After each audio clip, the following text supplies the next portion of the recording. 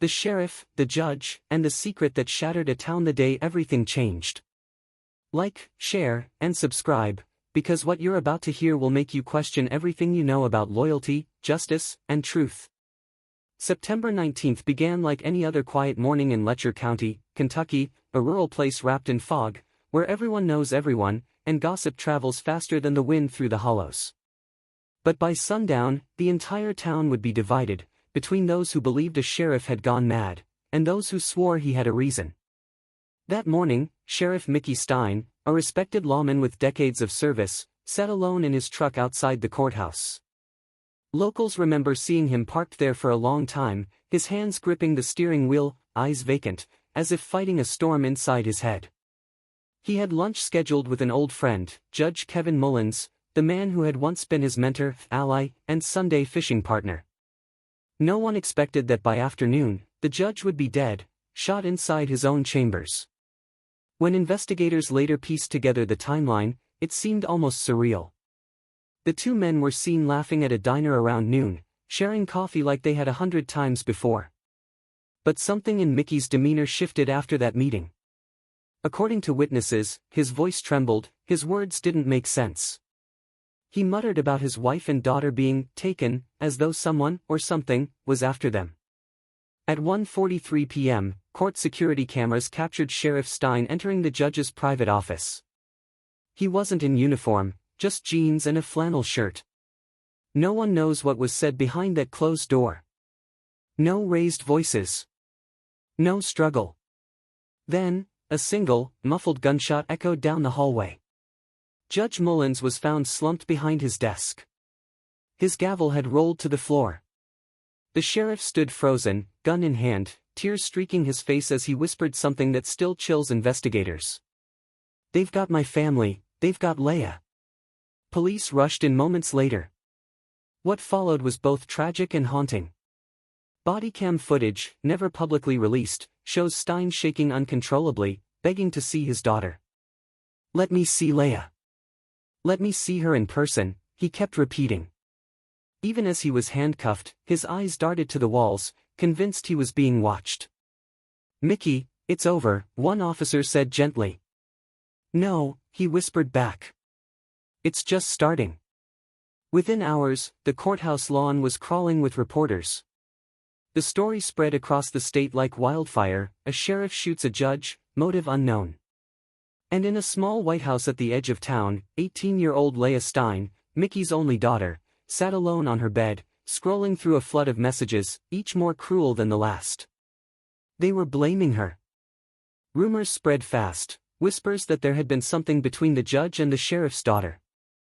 No proof. No truth. Just the kind of cruel small-town talk that turns grief into gossip. Laya refused interviews. For months, she stayed silent, her father locked away awaiting trial, her family name dragged through every social media thread imaginable. But inside her phone, she recorded a message, one she wouldn't post until a year later. A trembling voice that began with the same words her father had once said. On September 19th, everything changed. And when she finally spoke publicly, the world would listen, not just because of who she was, but because of the painful truth that still haunts Letcher County: the daughter speaks. When the world finally heard her voice, it wasn't from a courtroom or a news interview.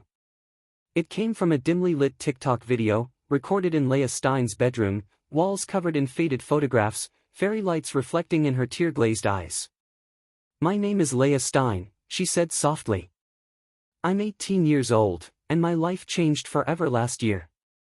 Her voice trembled. Every word carried the weight of a daughter still living in the shadow of a crime she didn't commit. "You're taking my pain and making it your pleasure," she said, her voice cracking. "You're turning our stories into entertainment, and even income." Within hours, her post exploded. Tens of thousands of comments flooded in, half offering sympathy, half demanding answers. Some called her brave. Others accused her of hiding the truth. But none of them knew what it was like to wake up every morning to headlines about your father, the sheriff accused of murdering a judge, or to see your name twisted into a rumor that never died. Laya had kept silent for a year. She hadn't spoken to the press, hadn't given a statement. But now, she was tired of the gossip, the lies, the strangers who treated her family's trauma like a Netflix drama. Her father's name, Sheriff Mickey Stein, had become a symbol of madness, conspiracy, and tragedy all rolled into one. But for Laya, he was still Dad, the man who used to braid her hair before school, who taught her to fish in the river behind their house, and who would never, ever hurt her. That's what made it so hard to accept what he had done. The more she scrolled, the more cruel the comments became. People dissected every expression in her father's mugshot, debated whether she and Judge Mullins had some kind of secret. The gossip felt endless. So she posted again, a follow-up video, this time calmer, clearer, her voice steadier. "I wasn't talking about the news," she said.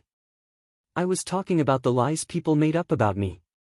The ones that followed me into every grocery store, every classroom, every friend's house." She explained that she hadn't even been near the courthouse that day, she was at school. But that didn't stop the rumors. Some claimed she ignored her father's call but answered the judge's. Others insisted there had been messages between her and Mullins. None of it was true. "When I wake up," she said, "it's still there.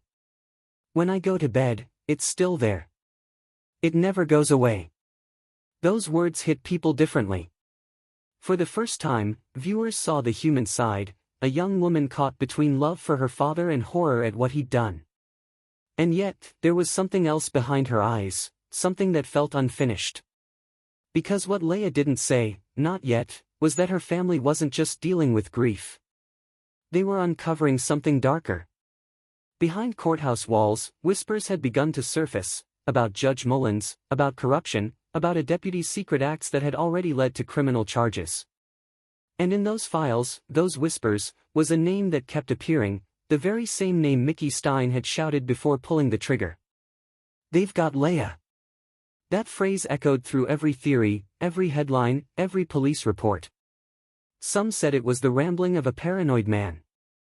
Others swore it was a clue, a warning he tried to give before everything spiraled out of control. Then, one day, Laya posted again. This time, she wasn't crying. "If anyone has information about what's been happening in this county," she said, "contact our private investigator, Joel Cotton. He's real. He's trying to help. Please." It wasn't a plea for sympathy anymore. It was a call for truth. And for the first time since the murder, people began to wonder, what if Mickey Stein wasn't insane after all? What if he'd seen something he wasn't supposed to? The truth beneath the robe. By the time the courtroom lights dimmed for Mickey Stein's pre-trial hearing, the story had already grown bigger than one man, one judge, or even one town. Letcher County had become a storm of rumor, fear, and revelation, and at the eye of it all stood a daughter determined to uncover why her father had pulled that trigger. The hidden files. Weeks after Laya's final video, a man named Joel Cotton, a quiet private investigator from a nearby county, began releasing fragments of what he called the Letcher County files. They weren't rumors, they were affidavits, depositions, and recordings buried deep in courthouse archives. One file detailed how Deputy Ben Fields had been convicted for coercing a woman on probation into sex, inside Judge Mullins's chambers. Another file showed that Sheriff Stein had been deposed in the same civil case just days before the shooting. In that deposition, he'd warned that powerful men were protecting each other and hinted that he feared for his family's safety. When investigators replayed the hallway footage from the day of the murder, Mickey's trembling voice now sounded less like madness and more like warning. "They've got my family, they've got Laya." The tragedy no longer felt random. It felt orchestrated. A town's rot. As journalists dug deeper, more women came forward, former defendants, clerks, and even county employees, each whispering similar stories. Favors for silence. Promotions for compliance. And in every accusation, the name Judge Mullins appeared again. The shocking part wasn't just what he'd done, it was how long everyone had looked the other way. Mickey Stein, once known for fighting drug rings and cleaning up the opioid crisis, had stumbled onto a network of exploitation that ran through the very courthouse he served. When he realized his daughter's name might appear in those rumors, when he believed she was being dragged into the darkness he'd uncovered, something in him snapped. That moment in Mullins's chambers was not just rage. It was fear turned fatal. The final words. During the last moments of his interrogation, Mickey leaned forward, eyes hollow yet steady. "You think I wanted this?